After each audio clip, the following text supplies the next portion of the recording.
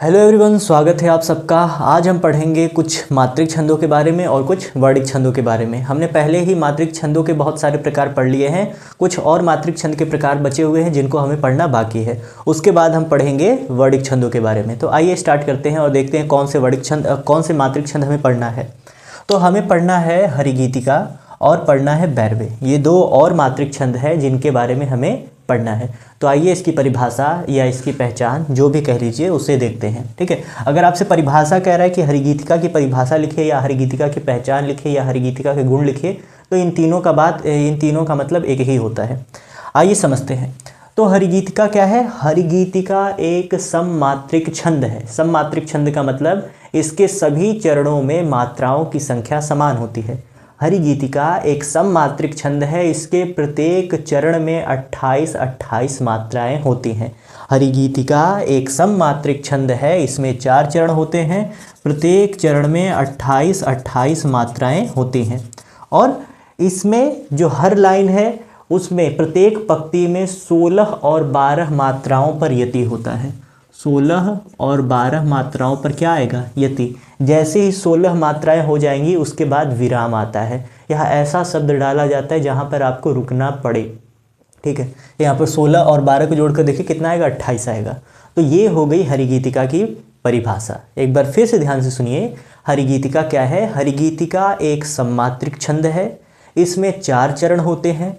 प्रत्येक चरण में 28 मात्राएं होती हैं तथा 16 और 12 मात्राओं पर यति अर्थात विराम पाया जाता है। इस प्रकार का छंद हरिगीतिका कहलाता है। इसका उदाहरण लिखा हुआ है आपके सामने। खगबंद सोता है अतः कलकल नहीं होता वहाँ, बस मंद मारुत का गमन ही मौन है खोता जहाँ। इस भांति परस्पर धीर से कह सजगता की कथा, यों दिखते हैं वृक्ष ये हों विश्व के प्रहरी यथा। तो इसमें प्रत्येक चरण में कितनी मात्राएं होंगी? 28 मात्राएं होंगी। किसी एक चरण की आपको मात्रा निकाल कर दिखा देते हैं। तो देखिए, पहला मान लेते हम लोग ले रहे हैं। पहले चरण की मात्रा निकालने का प्रयास करते हैं। तो हमने आपको पहले ही दीर्घ और गुरु मात्राओं की कैसे गणना की जाती है ये बता दिया है। अगर आप इसके बारे में नहीं जानते हैं तो इससे पहला वाला जो वीडियो है उसे देखिए। उसे देखेंगे तो आपको मात्राएं कैसे काउंट की जाती है उसका ज्ञान हो जाएगा। फिर भी हम इसमें आपको थोड़ा सा बता देते हैं कि जब छोटी मात्रा आती है तो वहाँ पर एक पाई की तरह एक खड़ी डंडी से प्रदर्शित किया जाता है। जब बड़ी की मात्रा आती है तो इस तरह एस दर्शाया जाता है। छोटी मात्रा को 1 माना जाता है, बड़ी मात्रा को 2 माना जाता है। अब यहाँ पर गणना कीजिए। खगबंद सोता है, लघु लघु लघु लघु लघु दीर्घ दीर्घ दीर्घ, फिर उसके बाद आ जाएगा लघु दीर्घ लघु लघु लघु लघु लघु दीर्घ लघु लघु दीर्घ लघु दीर्घ। टोटल जोड़िए तो 2 1 3 2 5 5 2 7 7 2 9 1 10 11 12 13 14 15 16 17 18 19 20 21 22 23 24 25 26 27 28। टोटल कितनी मात्राएं हो गई? 28। इसी तरह हर चरण की यदि आप मात्राओं की गणना करेंगे तो हर चरण में आपको 28 मात्रा देखने को मिलेगी। तो उम्मीद करते हैं कि आपको हरिगीतिका समझ में आ गया होगा। एक बार फिर से फाइनल डेफिनेशन सुन लीजिए। हरिगीतिका क्या है? हरिगीतिका एक सममात्रिक छंद होता है। इसमें 4 चरण होते हैं। प्रत्येक चरण में 28 मात्राएं होती हैं और हर चरण में 16 और 12 मात्राओं पर यति पाया जाता है। इस प्रकार का जो मात्रिक छंद होगा उसे कहा जाता है हरिगीतिका। ठीक, अब आगे बढ़ते हैं। आगे अब आ रहा है आपका बैरवे। बैरवे क्या होता है? बैरवे एक अर्ध सममात्रिक छंद होता है। बैरवे एक अर्ध सममात्रिक छंद होता है। इसमें 4 चरण होते हैं। बैरवे एक अर्ध सममात्रिक छंद होता है। इसमें 4 चरण होते हैं। पहले और तीसरे चरण में 12 मात्राएं, दूसरे और चौथे चरण में 7 मात्राएं पाई जाती हैं।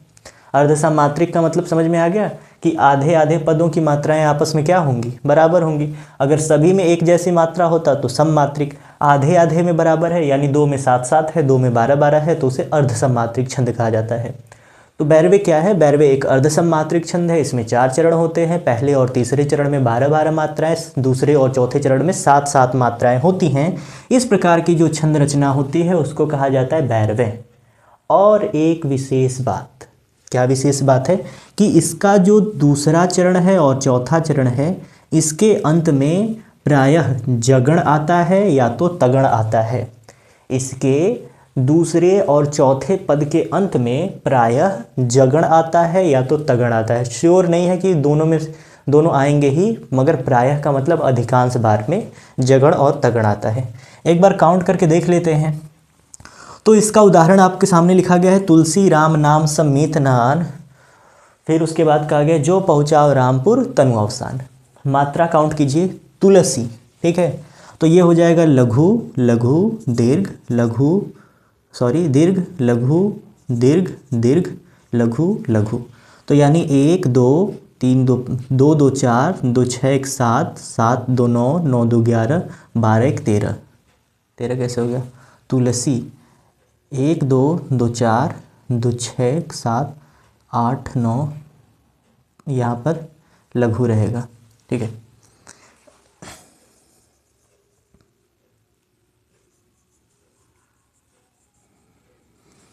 तो एक बार इसके मात्राओं की गणना करके देखते हैं। तो देखिए, ये हो जाएगा लघु लघु दीर्घ दीर्घ लघु दीर्घ लघु लघु लघु। गिनिए तो 2 2 4 2 6 1 7 7 2 9 9 1 10 10 2 12। इसमें देखिए, इसमें हो जाएगा गुरु लघु लघु गुरु लघु।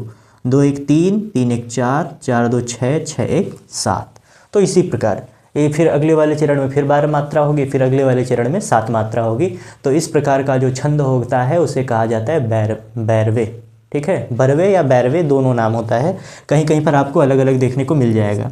तो इसका नाम है बरवे। तो आपने 2 मात्रिक छंदों के बारे में पढ़ लिया, केवल यही 2 छंद बचे थे। इससे पहले यदि आप लोग ये वाला वीडियो देख रहे हैं, अगर आप छंद अच्छे ढंग से पढ़ना चाहते हैं, तो हमने इससे पहले भी एक वीडियो बनाया है जिसमें हमने चौपाई, दोहा, सोरठा, रोला, कुंडलियाँ, इन सभी छंदों के परिभाषा और साथ ही साथ उदाहरण बताए हैं। आप जा कर के वो वीडियो देखिए। और उसी के 2 और छंद बचे हुए थे, 2 और मात्रिक छंद बचे हुए थे जिनका अध्ययन हम यहाँ पर कर रहे हैं, ठीक है। तो उम्मीद करते हैं आपको हरिगीतिका और बैरवे अच्छे ढंग से समझ में आ गया होगा। तो यहीं पर आपका मात्रिक छंद समाप्त होता है। अब हम लोग स्टार्ट करने वाले हैं वर्णिक छंद के बारे में पढ़ना। वर्णिक छंद क्या होता है? ऐसा छंद जिसमें वर्णों की गणना की जाती है, मात्राओं की गणना नहीं की जाती। यानी जो रचना लिखी जाएगी वो वर्णों के आधार पर लिखी जाएगी, ना कि मात्राओं के आधार पर। अब आइए देखते हैं उसके प्रकार। तो उसके प्रकार में आपको पहला पढ़ना है इंद्रवज्रा, ठीक है। क्या पढ़ेंगे आप लोग? इंद्रवज्रा। तो इंद्रवज्रा क्या होता है, इसकी परिभाषा क्या है? तो यह एक समवर्णिक छंद है। जैसे इसमें सममात्रिक था, सममात्रिक का मतलब सभी पद में एक जैसी ही मात्राएं हों। अगर 16 है तो सभी में 16 16 16, 28 है तो सभी में 28 28 28, ऐसे। तो यह क्या है? यह एक समवर्णिक छंद है। इसमें 4 चरण होते हैं, प्रत्येक चरण में 11 11 वर्ण पाए जाते हैं। कितने वर्ण? 11 11 वर्ण पाए जाएंगे, ठीक। एक बार काउंट करके देखते हैं। एक, इसमें मात्रा को लेना नहीं है, केवल वर्ण देखना है कि वर्ण कितनी बार है। इसमें केवल त है, ह है, ब है, स है, ह है, म, न, ये देखिए 1 2 3 4 5 6 7 8 9 10 11। 1 2 3 4 5 6 7 8 9 10 11। याद रखिए, जब कभी भी वर्णिक छंद में आप वर्णों की गणना करते हैं तो उसमें यदि कोई वर्ण आधा आया है तो उसकी गणना नहीं करते हैं। अगर यहाँ पर देखें तो 1 2 3 4 5 6 7 8, अगर 100 को ले लेंगे तो 9 10 11 12 हो जाएगा। तो जब कभी भी वर्णिक छंद की आप गणना कर रहे हैं तो उसमें कभी भी जो स्वर आधे होते जो वर्ण आधे होते हैं उनको काउंट नहीं किया जाता है। तो इसके हर एक चरण में आपको 11 11 मात्रा देखने को मिलेगी, ठीक। तो परिभाषा याद हुई कि इंद्रवज्रा क्या है? इंद्रवज्रा एक समवर्णिक छंद है। इसमें 4 पंक्तियाँ होती हैं या 4 पद होते हैं, प्रत्येक पद में 11 11 वर्ण पाए जाते हैं। अब इम्पॉर्टेंट बात जो इसे खास बनाती है तो वो क्या है कि इसके प्रत्येक पद में, ये जो 4 पद दिख रहे हैं, सभी पदों में 2 तगण, 1 जगण और 2 गुरु आता है। क्या बोला गया? 2 तगण, 1 जगण और 2 गुरु आते हैं, ठीक। अब जगण, तगण, गुरु ये सब क्या होता है? तो ये भी हम लोग पहले पढ़ चुके हैं। अगर डायरेक्ट आप इस वीडियो को देख रहे हैं, बेसिक आपने छंद का नहीं पढ़ा है, तो आपको ये सारी चीज़ें उतने अच्छे से क्लियर नहीं हो पाएंगे। फिर भी आपको बताने का प्रयास करते हैं कि गण क्या होता है कि 3 मात्राओं का समूह। तीन मात्राओं का समूह गण कहलाता है। गण की कुल संख्या 8 होती है। गण को कैसे याद रखा जाता है उसके लिए सूत्र बताया गया था आपको, य मा ता राज भान सलगा। ठीक, यमाता राज भान सलगा। तो कहा गया त गण। त देखिए कहाँ पर आया है, यहाँ पर आया है ना। यहाँ से 3 वर्ड ले लीजिए, 1 2 3। ठीक है, तो ता में बड़ी की मात्रा है, रा में बड़ी की मात्रा है, ज में छोटी की मात्रा है। यानी कि इस प्रकार की चीज़ें आपको हर जगह 2 बार देखने को मिलेंगी। तो एक बार हम इनकी मात्राओं की गणना करके देखते हैं, ठीक है, कि कैसा फॉर्मेट हमें मिल रहा है। तो देखिए, तो यहाँ पर आपको क्या मिलेगा, मिलेगा आपको तू ही बसा है मन में हमारे, बड़ा ऊ है तो गुरु गुरु लघु, गुरु गुरु लघु, लघु गुरु लघु गुरु और हो जाएगा गुरु। तो कहा गया है 2 तगड़। तगड़ का मतलब 2 एस और 1 आई। यहाँ पर देखिए 2 एस और 1 आई मिल गया, यहाँ पर भी 2 एस और 1 आई मिल गया। फिर कहा गया है जगण मिलेगा आपको। जगण का मतलब, अब देखिए यहाँ पर ज कहाँ से स्टार्ट है, ज यहाँ पर है ना, ज फिर भ और न को ले लिया आपने, मगर इसमें मात्राएं कौन कौन सी जुड़ी है। ज में केवल अ की मात्रा है यानी सिंगल, भा में आ की मात्रा है यानी डबल, फिर उसके बाद न में सिंगल है यानी ये। यानी ऐसा फॉर्मेट आपको देखने को मिलेगा। आई एस आई, तो आई एस आई, ये देखिए ये वाला फॉर्मेट मिला आपको। फिर कहा गया 2 गुरु मिलेंगे, तो देखिए 2 गुरु आपको यहाँ पर दिख रहे हैं, यहाँ पर भी 2 गुरु हैं, लास्ट में यहाँ पर भी 2 गुरु है, लास्ट में यहाँ पर भी 2 गुरु है। तो समझ में आया। यानी रचनाएं इतनी भी सरल नहीं होती है। सोचिए कितनी सारी चीज़ों का ध्यान रखकर लिखा गया है कि आपको ऐसी रचना लिखनी है कि हर पद में वर्डों की संख्या 11 हो, मगर उसमें क्या कहा गया है, 2 तगड़, 1 जगण और 2 गुरु होने चाहिए। तो सभी लाइन में 2 तगड़, 1 जगण और 2 गुरु होंगे। तो इस प्रकार का छंद कहलाएगा इंद्र वज्रा। एक बार आगे बढ़ने से पहले फाइनल डेफिनेशन क्या होगी इसकी। इंद्र वज्रा एक समवर्णिक छंद है। इसमें 4 पद होते हैं, प्रत्येक पद में 11-11 मात्राएं होती हैं। इसमें 2 तगड़, 1 जगण और 2 गुरु पाए जाते हैं। अगर ये याद नहीं रखेंगे तो बहुत बड़ी गलती करेंगे आप लोग। ठीक है, क्यों गलती करेंगे आगे समझ में आएगा, अभी समझ में आएगा। इंद्र वज्रा की परिभाषा सुन लिया आपने। अब देखिए उपेंद्र वज्रा, ये भी क्या है, ये भी एक वर्णिक छंद है। तो उपेंद्र वज्रा किसे कहते हैं, उपेंद्र वज्रा, वो था इंद्र वज्रा, ये है उपेंद्र वज्रा। उपेंद्र वज्रा एक समवर्णिक छंद है। ये भी कैसा छंद है, समवर्णिक छंद है। इसमें 4 पद होते हैं और प्रत्येक पद में 11-11 मात्राएं होती हैं। अब सोचिए कि इसकी परिभाषा इसकी परिभाषा एक ही जैसी है। ये भी समवर्णिक है, ये भी समवर्णिक है। 4 पद हैं, 4 पद हैं, प्रत्येक पद में 11-11 मात्राएं, इसमें भी प्रत्येक पद में 11-11 मात्राएं। तो कौन सी ऐसी चीज़ है जो दोनों को डिफरेंट बनाती है, तो वो यही वाला कॉन्सेप्ट है। इसमें 2 तगड़ 1 जगड़ आया था, मगर उपेंद्र वज्रा में क्या होगा, उपेंद्र वज्रा में 2 आपको जगण देखने को मिलेगा, 1 तगड़ देखने को मिलेगा। क्या कहा गया, उपेंद्र वज्रा यह एक समवर्णिक छंद है। इसमें 4 चरण होते हैं, प्रत्येक चरण में 11-11 मात्राएं पाई जाती है। इसमें भी 11, इसमें भी 11, इसमें भी 11 और इसमें भी 11। और हर पद में 2 जगण, 1 तगड़ और 2 गुरु देखने को मिलेंगे। तो एक बार चेक करते हैं ऐसा है कि नहीं है। तो कहा गया है कि जगण मिलेगा, तो जगण का मतलब ISI। तो कोई एक पद मान लेते हैं, तो नीचे वाले पद की मात्रा निकाल कर देखते हैं। तो इसमें हो गया, वर्ण गिनेंगे तो 11 ही होगा, 1 2 3 4 5 6 7 8 9 10 11, सभी में वर्ण तो 11 होंगे, मगर जगण तगड़ और 2 गुरु आया है। ठीक है, तो जगण के लिए पर हो जाएगा लघु, यहाँ पर हो जाएगा लघु दीर्घ, लघु दीर्घ दीर्घ, लघु लघु दीर्घ, लघु दीर्घ दीर्घ। ठीक है, आइए देखते हैं। तो यहाँ पर डबल एस क्यों आया है, क्योंकि यहाँ पर अ की मात्रा है, फिर भी यहाँ पर डबल एस क्यों आया है, क्योंकि जब संयुक्त अक्षर आ जाता है, संयुक्त अक्षर का मतलब जब एक अक्षर के साथ दूसरा अक्षर जुड़ा है तो वहाँ पर जो उच्चारण होता है वो दीर्घ लंबे समय के लिए हो जाता है, इसीलिए वहाँ पर दीर्घ का प्रयोग किया जाता है। तो अब कहा गया है कि आपको मिलेगा, क्या कहा गया है कि आपको देखने को मिलेगा 1 तगड़। तगड़ का मतलब SSI, तो देखिए SSI, तो यहाँ पर आपका क्या हो गया, तगड़। और उसके बाद कहा गया 2 आपको जगड़ देखने को मिलेंगे। तो जगड़ का मतलब यहाँ से देखिए जगड़, यानी लघु दीर्घ लघु। ISI, तो देखिए ISI यहाँ पर भी मिल गया यानी जगण, ISI यहाँ पर भी मिल गया यानी जगण, और 2 गुरु यहाँ पर आपको मिल गए। तो इसका मतलब ये कौन सा छंद हो जाएगा? उपेंद्र वज्रा। इंद्र वज्रा और उपेंद्र वज्रा में बस थोड़ा सा अंतर है, दोनों के दोनों समवर्णिक छंद हैं, दोनों के प्रत्येक चरण में 11-11 मात्राएं पाई जाती है, दोनों के अंत में 2 गुरु पाए जाते हैं, मगर इंद्र वज्रा में 2 तगण और 1 जगण पाया जाता है, इसमें 2 जगण और 1 तगण पाया जाता है।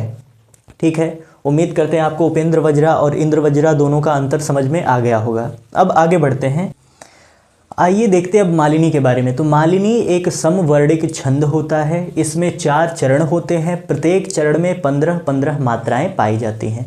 क्या बोला गया? मालिनी एक समवर्णिक छंद होता है, प्रत्येक चरण में 15-15 मात्राएं पाई जाती है। कोई भी एक पद उठाकर गिन लीजिए, लास्ट वाला ही देख लीजिए, 1 2 3 4 5 6 7 8 9 10 11 12 13 14 15। मगर इसमें भी वही चीज़ है कि 2 नगण 1 मगण और 2 यगण आना चाहिए, और यगण जब आएगा तो लगातार, यगण आगे पीछे नहीं हो सकता है। नगण हो सकता है कि एक यहाँ पर मिले, एक यहाँ पर मिले, या 2 लगातार मिल जाए, मगर जब कभी भी मालिनी की रचना की जाएगी तो उसमें 2 नगण 1 मगण और 2 यगण पाए जाते हैं, और दोनों यगण लगातार आते हैं। तो आइए चेक करते हैं इसमें ऐसा है या नहीं है। तो लास्ट वाला पद ही ले लेते हैं, इसमें पहले मात्राओं की गणना करते हैं। तो ये आपको मिल जाएगा लघु लघु लघु लघु लघु, लघु दीर्घ दीर्घ दीर्घ, लघु दीर्घ दीर्घ, लघु दीर्घ दीर्घ। तो सबसे तो पहले कहा गया 2 नगण। तो नगण का मतलब देखिए, नगण कहाँ से आ रहा है? न यहाँ पर आ गया ना, तो यहाँ से 3 ले लीजिए। तो न में लघु है, स में लघु है, ल में लघु है, यानी आई अगर आ गया तो इसका मतलब वहाँ पर नगण है। तो देखिए आई एक नगण यहाँ पर मिल गया, फिर आई एक नगण यहाँ पर मिल गया, फिर कहा गया है कि 1 मगण मिलेगा। मगण का मतलब, अब देखिए म यहाँ पर आ गया ना, यहाँ से 3 वर्ण ले लीजिए। तो म ले लिया, ता ले लिया और रा ले लिया। तो म के साथ बड़ी की मात्रा है, ता के साथ भी बड़ी की मात्रा, रा के साथ भी बड़ी की मात्रा है। तो मगण का मतलब गुरु गुरु गुरु आना चाहिए। तो यहाँ पर देखिए गुरु गुरु गुरु आ गया, तो इसका मतलब ये कौन सा गण हो जाएगा? मगण। और कहा गया है कि 2 यगण आएंगे, वो भी लगातार। अब यगण देखिए, यहाँ पर यगण कहाँ है?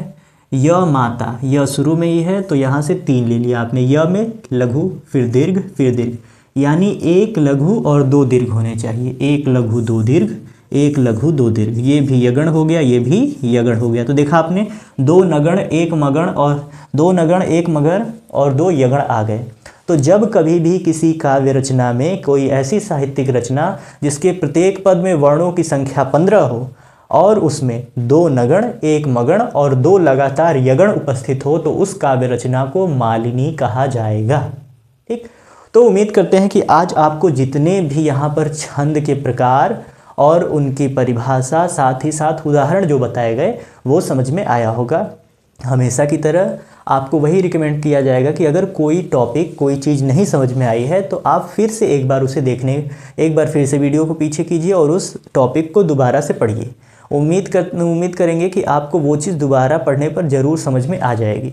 अगर उसके बाद भी वो चीज़ नहीं समझ में आती है तो आप अपना प्रश्न कमेंट कर सकते हैं, और आपके कमेंट का रिप्लाई 100% श्योर है कि दिया जाएगा। ठीक, यदि आज आपने कुछ नया सीखा, आपको ये जानकारी अच्छी लगी हो, तो वीडियो को अपने दोस्तों के साथ शेयर करें और ऐसी नई नई चीज़ों को सीखने के लिए हमारे साथ जुड़े रहें। आज के लिए केवल इतना ही। जय हिंद।